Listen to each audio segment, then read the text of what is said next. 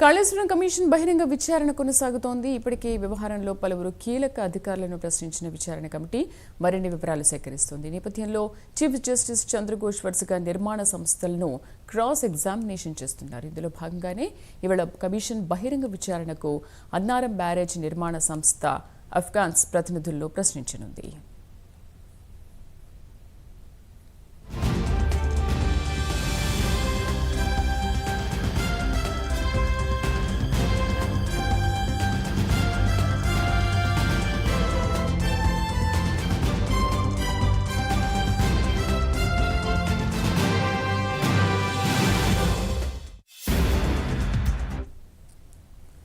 Kaleshwaram commission బహిరంగ విచారణ కొనసాగుతోంది. ఇప్పటికే ఈ వ్యవహారంలో పలువురు కీలక అధికారులను ప్రశ్నించిన విచారణ కమిటీ మరిన్ని వివరాలు సేకరిస్తోంది. ఈ నేపథ్యంలో చీఫ్ జస్టిస్ చంద్రఘోష్ వరుసగా నిర్మాణ సంస్థలను క్రాస్ ఎగ్జామినేషన్ చేస్తున్నారు. ఇందులో భాగంగానే ఇవాళ కమిషన్ బహిరంగ విచారణకు అన్నారం బ్యారేజ్ నిర్మాణ సంస్థ అఫ్ఘాన్స్ ప్రతినిధులను ప్రశ్నించనుంది.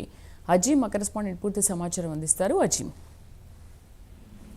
కాళేశ్వరం కమిషన్ 5వ రోజు విచారణ ఈ రోజు ఉదయం 11 గంటలకు ప్రారంభం కాబోతుంది. అయితే 5వ రోజు కూడా కంటిన్యూగా కాళేశ్వరం కమిషన్ ఏదైతే కాళేశ్వరం ప్రాజెక్ట్ సంబంధించినటువంటి అన్నారం, జిల్లా, మేడిగడ్డ బ్యారేజ్లకు సంబంధించినటువంటి పనులలో జరిగినటువంటి అవకతవకలపై, అలాగే అప్పుడు జరిగినటువంటి అవినీతిపై ఏదైతే కమిషన్ విచారణ చేపడుతుంది. ఈ నేపథ్యంలోనే ఈ వారంలో ఇప్పటికే మంగళవారం నుంచి ఈ రోజు వరకు కూడా వరుసగా కమిషన్ విచారణ చేపట్టింది. అయితే మొదటి రోజు principal secretary, finance principal secretary K Ramakrishna విచారణ చేపట్టింది. అనంతరం ఏదైతే బీఆర్ఎస్ నేత వి ప్రకాష్ ని కూడా చేపట్టింది. దీని తర్వాత ఏదైతే కాళేశ్వరం ప్రాజెక్టు భాగమైనటువంటి 3 బ్యారేజ్లు ఏవైతే ఉన్నాయో, అన్నారం, మేడిగడ్డ, సిందిల్లా బ్యారేజ్లకు సంబంధించినటువంటి ప్రతినిధులతో, ఆ సంస్థలకు సంబంధించిన ప్రతినిధులను ఏదైతే విచారణ చేపడుతుంది. ఇందులో భాగంగా ఇప్పటికే సిందిల్లా, మేడిగడ్డ ప్రాజెక్టులకు సంబంధించినటువంటి ప్రతినిధులతో ఏదైతే కాళేశ్వరం కమిషన్ విచారణ ముగిసిందని చెప్పుకోవాలి. విచారణలో భాగంగా క్రాస్ ఎగ్జామినేషన్ అని చెప్పుకోవాలి ముఖ్యంగా. ఎందుకంటే గతంలో కూడా ఈ కమిషన్ ముందు ఈ సంస్థలకు సంబంధించినటువంటి ప్రతినిధులు ఇప్పటికే హాజరయ్యారు. వారి అఫిడేవిట్స్ ని కావచ్చు, వారి స్టేట్మెంట్స్ ని కావచ్చు ఇప్పటికే వారు సమర్పించడం కూడా జరిగింది. సో మరోసారి కమిషన్ వారిని పిలిపించి వారు ఇచ్చినటువంటి స్టేట్మెంట్ లో కావచ్చు, వారు ఇచ్చినటువంటి అప్పుడు ఇచ్చినటువంటి వారి స్టేట్మెంట్ లో ఉన్నటువంటి దానిపై క్రాస్ ఎగ్జామినేషన్ ఇప్పుడు ఉన్నటువంటి ప్రతినిధులతో చేస్తున్నారు. ఈ ప్రతినిధులు సంస్థలకు సంబంధించిన డైరెక్టర్స్, వైస్ ప్రెసిడెంట్స్ ఎవరైతే ఉన్నారో వాళ్ళందరూ కూడా వచ్చి దీనికి హాజరవుతున్న పరిస్థితి అనిపిస్తుంది. అయితే ఈ రోజు మనం చూసుకున్నట్టయితే అన్నారం ప్రాజెక్ట్, అన్నారం బ్యారేజ్ సంబంధించిన ప్రతినిధులు, ఆ సంస్థకు సంబంధించిన ప్రతినిధులు హాజరు కానున్నారు. వారిని కూడా ఏదైతే ఈ ప్రీవియస్ గా ఏదైతే మేడిగడ్డ కావచ్చు, సిందిల్లా ప్రాజెక్ట్ సంబంధించినటువంటి క్రాస్ ఎగ్జామినేషన్ ఎలా చేస్తారో వీరిని కూడా అదే విధంగా ఈ రోజు కమిషన్ విచారణ చేయనుంది. ఇందులో భాగంగా నిన్న జరిగినటువంటి మేడిగడ్డ సంస్థకు సంబంధించినటువంటి దాంట్లో కూడా మేడిగడ్డలో లోపాలను 2019లోనే గుర్తించినట్టు వారి ప్రభుత్వానికి అప్పుడే చెప్పారని కూడా వారు చెప్పడం కూడా జరిగింది. ఇందులో భాగంగా నివేదించిన చర్యలు తీసుకోలేదు ప్రభుత్వం అప్పుడు.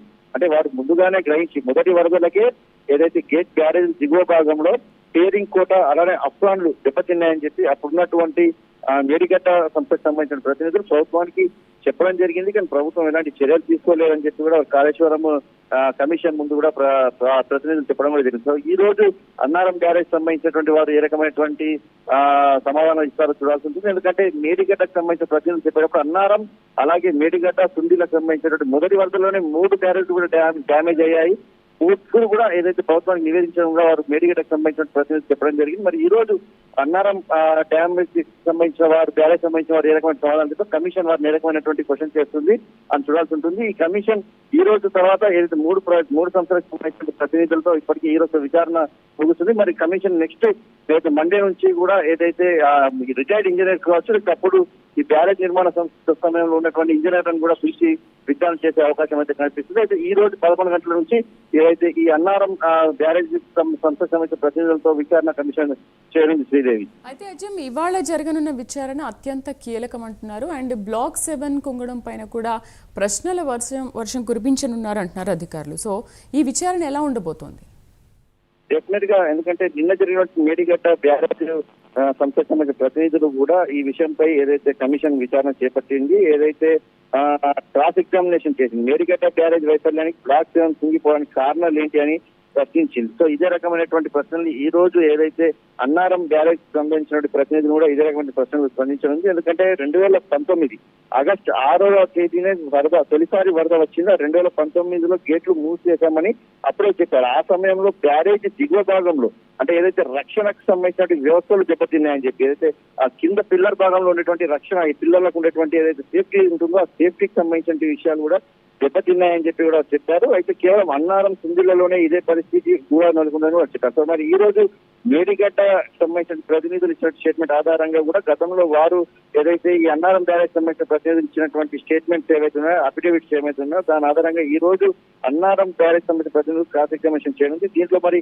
వారు ఏ రకమైనటువంటి సమాధానాలు చెప్తారో చూడాల్సి ఉంటుంది. ఎందుకంటే ఆ రోజు జరిగినటువంటి వరద ప్రవాహం వేగం పెరగడం వల్లే బ్యారేజీలు దెబ్బతిన్నట్లు కూడా ఆ రోజు గుర్తించారు కూడా చెప్పారు. ఐఐటి హైదరాబాద్ కూడా అధ్యయనం చేసింది సంబంధించిన విషయంపై కూడా ఏదైతే ఈ విషయంలో విచారణ జరిగింది. మరి ఈ రోజు